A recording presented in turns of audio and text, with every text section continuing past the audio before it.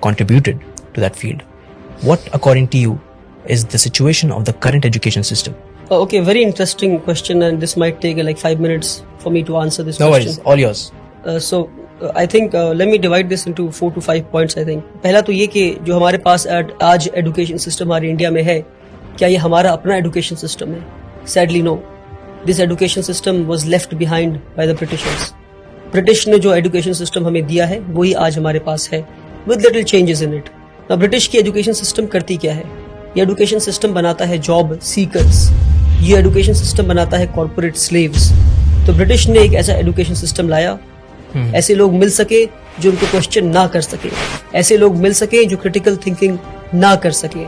तो ब्रिटिश की education system आपको कॉर्पोरेट स्लेव्स बनाती है, ब्रिटिश की एजुकेशन सिस्टम हमें जॉब सीकर्स बनाती है. But India today needs job providers. दूसरी जो गड़बड़ी हमारे एजुकेशन सिस्टम में क्रीप कर गई वो ये कि हमने पूरी एकेडमिक्स को पास और फेल के मयार पे लाके खड़ा कर दिया. इंटरेस्टिंग. कि आप पढ़ाई करते हैं सीखने के लिए नहीं, आप पढ़ाई करते हैं पास या फेल होने के लिए. तो उससे होता क्या है? मेरे जैसा एक कमजोर बच्चा क्लास 1 में मैथ्स में 40 लाता है तो मुझसे कहा जाता है कि आप मैथ्स में पास हो गए. फिर मैं क्लास 2 में जाता हूँ, फिर मैं 40 लाता हूँ तो कहा जाता है कि आप मैथ्स में फिर से पास हो गए. तो यानी मैं 60 नंबर जो नहीं ला पाया तो 60% में नहीं सीख पाया. ये 60% बिना सीखे मैं क्लास 2 में गया, फिर 60% बिना सीखे मैं क्लास 3 में गया, फिर 60% बिना सीखे मैं क्लास 4 में गया. इसी तरह मैं क्लास 10 पहुंच जाता हूँ और 600% मेरे एजुकेशन में लूप रह गए, मेरे एजुकेशन में कमी रह गई. क्योंकि मुझे ये बताया गया कि पढ़ते सीखने के लिए नहीं है. मेरे एकेडमिक्स को लर्निंग परसेंटेज पे नहीं लाया गया, मेरे पढ़ने को पास या फेल पर लाकर मुझे 0 बना दिया गया. क्योंकि मैं पास होकर डिग्री तो ले लूंगा और मुझे जॉब भी मिल जाएगी और फिर किसी कॉर्पोरेट वर्ल्ड में मैं गुलामी के लिए पहुंच जाऊंगा. तो एकेडमिक्स को पास और फेल से निकालना होगा बाहर हमें और लर्निंग परसेंटेज पे लाना होगा. किसी ने 40 लाया तो 40% सीखा आपने, 60% नहीं सीखा आपने. सीखे फिर आगे बढ़े, जितना सीख सकते हैं सीखे अपने कैलिबर के हिसाब से, फिर आगे बढ़े. अगर आप 99 लाते हैं तो 99% सीखा आपने, आप टॉप नहीं कर गए. 99% सीखा आपने, 1% अभी भी नहीं सीखा आपने. अगर आप 100 में 100 लाते हैं तो पास हुए आप. ये दूसरी बात. तीसरी बात कि हमारा जो एजुकेशन सिस्टम है आज का वो आपको रोट लर्निंग पे फोकस करता है. आप पढ़ते जाते हैं पर आपको पता नहीं आप क्या पढ़. आपने पढ़ा होगा कि इंडिया में जो फूड ग्रेन्स है वो मिलेट है, बाजरा है, जौर है. ये पढ़ा आपने, पर कभी देखा आपने इन चीजों पढ़ा है but I have not seen it. Correct. मैंने भी कभी देखा नहीं. मेरे ख्याल से मिलेट ऑन पर्पस नहीं दिखाया गया इसको. बाजरा क्योंकि अगर आप बाजरा देख लेते तो आप पता करते कि बाजरा उगना क्यों बंद हो गया है. हाँ, बंद हो गया. That's what I am saying. क्यों बाजरा लोग आज नहीं खा रहे? पहले के लोग बाजरा खाते थे, पहले के लोग मिलेट्स खाते थे, जौर खाते थे, आज क्यों नहीं खा रहे? तो experiential learning is what we need, hands on learning is what we need. We need to see and know what we are learning. आज हमें वो दिखाया नहीं जाता, वो बताया नहीं जाता, सिर्फ पढ़ाया जाता. तो आपको पता है कि ये हार्ट है और हार्ट के ये चेम्बर्स है, हार्ट में ये आर्टरीज है, ये है. मगर आपको कभी इंसान का दिल दिखाया जाए तो आप बोलेंगे भैया ये क्या है? प्रैक्टिकल. ये practical learning is what we need आज के दिन पे. Hands on experiential learning. तीसरी चीज. तो चौथी चीज है वो ये कि हमारे एजुकेशन को हमने समझा कि एकेडमिक्स ही एजुकेशन है. क्या? एकेडमिक्स ही एजुकेशन है. Academics is just a drop in the ocean of education. I would say the remaining water is तरबियत, is upbringing.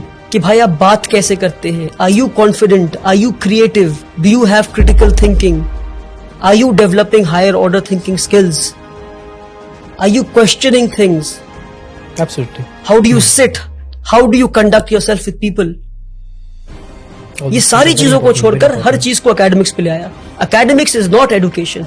Education is a holistic thing जहां आप एक इंसान को बेहतर इंसान बनाते हैं, एक कॉर्पोरेट स्लेव नहीं बनाते. सबसे बड़ी कमी हमारे एजुकेशन सिस्टम में वो ये हमारे साथ जो फ्रॉड हुआ, मैं कहता हूँ एजुकेशन सिस्टम में, वो ये कि हमने एकेडमिक्स को, हमने सब्जेक्ट्स को स्ट्रीम में बांट दिया.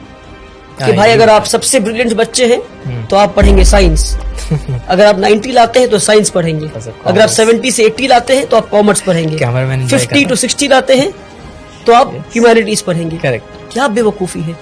यानी कि जो इंसान साइंस पढ़ के एटम बॉम्ब बनाना सीख रहा है उसके पास कोई हक नहीं कि वो साइकोलॉजी और सोशियोलॉजी पढ़ के ये समझे कि एटम बॉम्ब को इस्तेमाल नहीं करना था. तो अगर एटम बॉम्ब बनाने वाले ने सोशियोलॉजी और साइकोलॉजी पढ़ा होता और एटम बॉम्ब जिसके हाथ में पहुंचा, अगर उसने साइकोलॉजी और सोशियोलॉजी पढ़ा होता तो उसे पता होता कि बॉम्ब फोड़ना नहीं था. तो इसलिए बता रहा हूं मैं कि हमने सब्जेक्ट्स को स्ट्रीम में बांटकर सबसे बड़ा फ्रॉड किया हमने.